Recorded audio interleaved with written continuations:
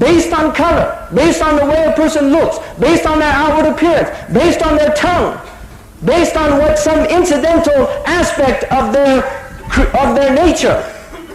They are oppressed, and they are exploited and cheated out of their basic human dignity and rights, because we are all Bani Adam.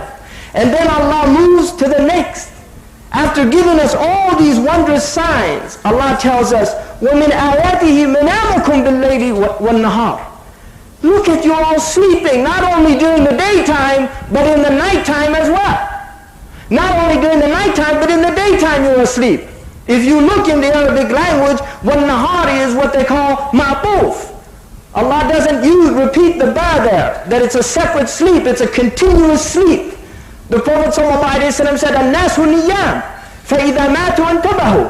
People are asleep, and when they die, they wake up. And this is a sign from Allah. You look around and you see, despite all of what we know, despite all of what we perceive, despite all of these things, we literally are functioning like we're completely in a subconscious state, like dreamwalkers, like sleepwalkers. People that are literally not reflecting, why are they here? Why did they come here for? Why are we killing each other? Why are we oppressing one another? Why are we doing these things? Why are the Muslims in the state that they're in if it's not other than this deep sleep? But despite that sleep, ابتغاءكم من فضله, you're still looking out for the bounties of Allah in your livelihood. That doesn't prevent you. Your sleep doesn't prevent you from going out and getting your livelihood in the dunya.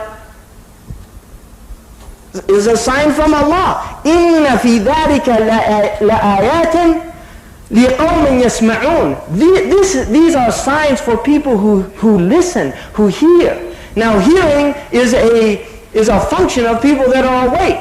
It's not a function of people that are asleep. It's a function of people that are awake. Because when you're asleep, in a deep sleep, you can't hear what others are saying. You're in a deep sleep. And this is why, even though we hear the Quran recited, we hear these messages, we're not listening. If we were listening, we would be acting. And if we were acting, we would see change.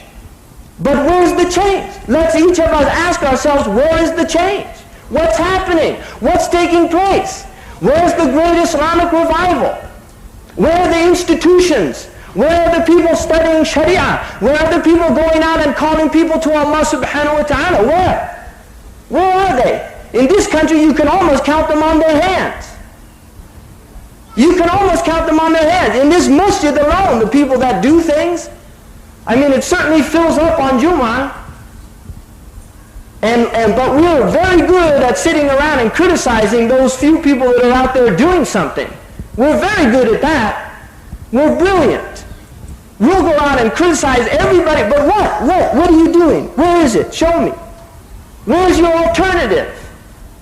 Like Sultan Abdul Hamid said, I've never seen a revolutionary build what he could destroy. I've never seen a revolutionary build what he could destroy. I mean, it's one thing to go down and smash a building down. Anybody can do that. Some ignorant person that gets a sledgehammer can destroy a building. But to build a building is another matter. You need people that are educated. You need architects. You need carpenters. You need people that know how to put things together. So smashing is easy. Criticizing is easy. We can all criticize. We're all brilliant critics. But who can offer alternatives? Who can offer solutions? But it takes reflection. It takes depth. It takes determination. Azima. When azimta fatawakkal ala Allah, once you've decided to do something, then trust in Allah. Then trust in Allah. I mean, the definition of the munafiq, كَأَنَّهُمْ خُشُبٌ مُسَنَّدَةٌ, as if they're propped up blocks of wood. The reason that ayah was revealed is the munafiqun used to come into the masjid and they'd sit up against the walls when the Prophet ﷺ was talking. That's what they do. They just lean up against the back of the wall. كَأَنَّهُمْ خُشُبٌ مُسَنَّدَةٌ, like they're just propped up blocks of wood doing nothing. They're taking the benefit of the wall, but they're not benefiting anything. They're not benefiting anything. You know, people got upset because Farrakhan, who's this part of our tragedy, because Muslims haven't presented Islam, so there's people out there saying whatever they want about Islam. Farrakhan got in trouble because he said that the Jews used to be bloodsuckers in the African American community, but their role has been taken over by Koreans, Arabs, and Vietnamese, and all these other people. What's a bloodsucker? A bloodsucker is a leech that latches onto a body and derives benefit. It's called a parasite. It's called tufayli in the Arabic language. The Arabs didn't like tufaylis. They used it as a bad word. Tufail was a man who used to show up at parties without being invited because he just wanted to eat. That was Tufail. So the Arabs called anybody that showed up and just wanted to get benefit for himself without having anything to offer was a Tufaili.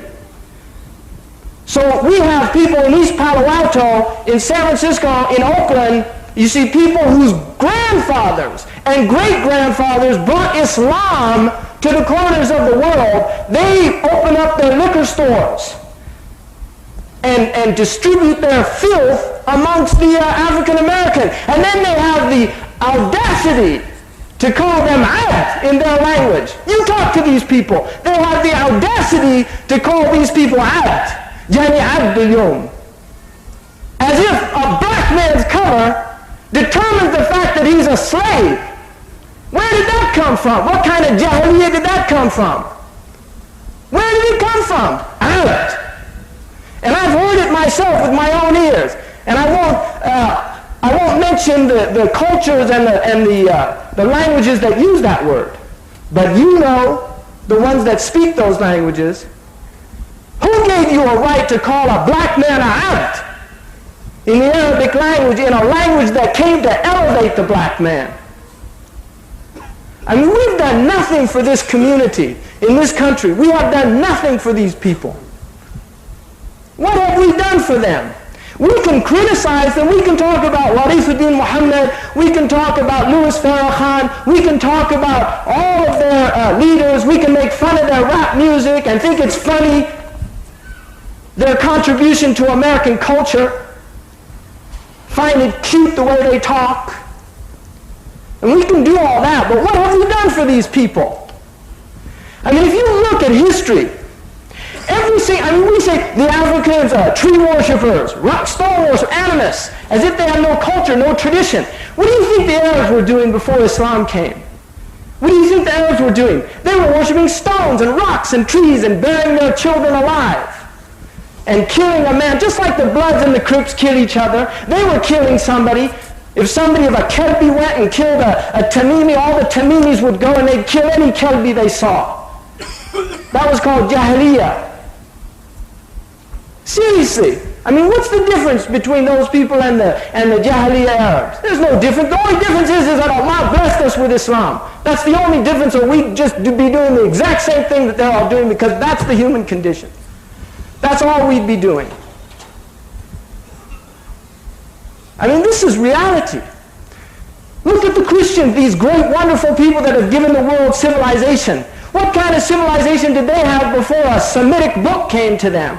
They were all out worshiping trees and stones and rocks like every other culture. The Druids, the pagans of Europe, the Visigoths. Study and read their history. That's all they were doing. They didn't do anything. They didn't write any books until Christianity came to them, and it came to them in such a distorted form that they manifested their Christian civilization in a distorted form. So they persecuted people based on race. When Islam, the pure teaching, came to the Arab, they went out and took it to other people. When the Arabs spread Islam amongst the Sudanese, it used to be called Bilad al-Sudan, which was all of black Africa. They took people that were worshipping stones and turned them into scholars. And most Muslims don't even know the history of the African contribution to Islam. The black African contribution to Islam is infinitively greater than the contribution of the Arabs of the Arabian Peninsula after the 3rd century. We can literally mention thousands of black African scholars. Thousands of them. And you'll have a hard time finding one historic scholar from the Najd or from Kuwait or one of these countries. You'll be hard-pressed to find one. And yet the Yoruba people, there's a book called Shifa Ruba fi Tahriri Fuqaha Yoruba. A book written about the Fuqaha just of one tribe, of the Yoruba people of southern Nigeria.